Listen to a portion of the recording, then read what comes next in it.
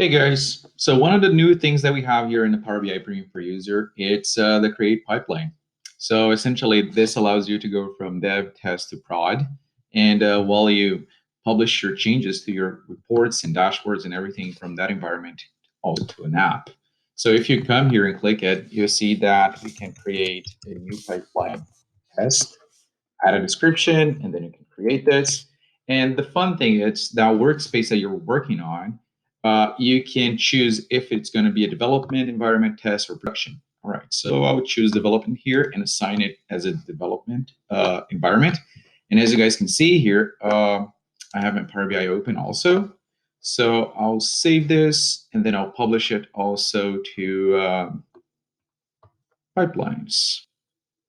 Select, and then it's going to replace.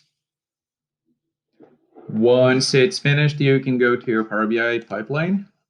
And here we are. If you guys see it, refreshing it, and then you have one data set in one report. The one thing that you can do is deploy to test. So once you start doing this, you're creating another workspace. So your data is going to be duplicated, your reports are going to be duplicated, and essentially also it's going to be increasing everything that you have here. For instance, your workspaces and everything that you have in the backend of them, like data sets, reports, shared data sets, and everything.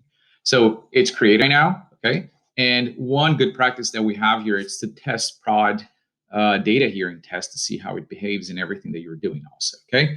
So if you want to test here, and let's deploy to production also, it's going to be creating another workspace, okay? And while it's deploying to production, I'll go back here. I'll make a little change to it, like for instance, just decreasing the size of this and adding also a text box and putting on the top and writing pipelines,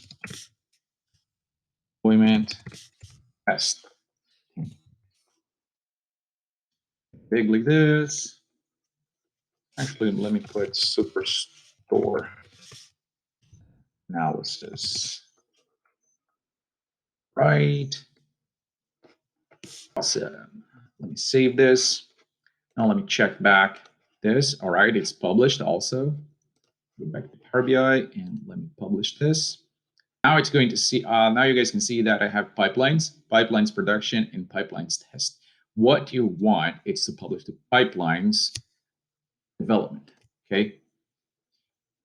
By a good practice of Microsoft, you never want to publish something straight to production, never something straight to test. Always first to development, never here. You can, and never doing the addition and the changes, the edit of all stuff like reports and data sets here on Power BI online. You want to do it on a Power BI desktop and then republishing here and then here and then here, okay?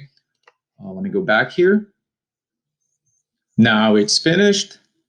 Let's go check our pipeline deployment here. Now, if you refresh the page, you're going to see that, ooh, now we have something different from one to the other. Now you see that the difference here is the report of both of them. The data set's still the same. Now, if I wanted to update this while I test this, I mean, if you want to deploy to the test environment, you can just deploy to test. The one thing you need to take care of, it's your versions. So the version history of your PBIX files, Microsoft says that one of the good practices of it is saving it to Power BI to a OneDrive folder. Okay, so you upload the PBIX file here, and then it's going to be replacing both of them if you do not rename them to version 1, 1.2, or 1.22, stuff like that. So how do you keep track of your version history if you don't rename them?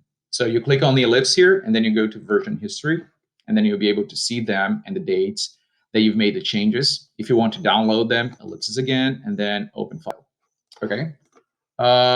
Cool thing also, it's that you can publish an app and test the app in each different environment. So for instance, if I publish an app here, I'll be able to see the app based upon the development environment. And so it goes for the different environments that we have here.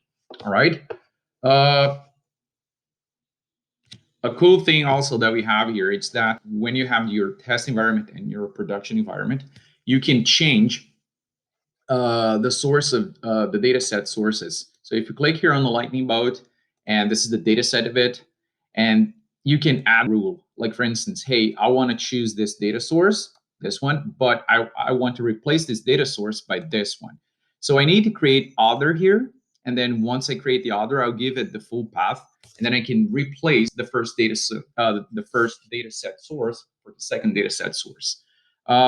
If you have parameters as differentiators of connections for your database and server and databases, that would be a good practice also according to Microsoft, because it will make it easier for you to change the sources, since this doesn't happens for all the other data sources that we have here for data sets.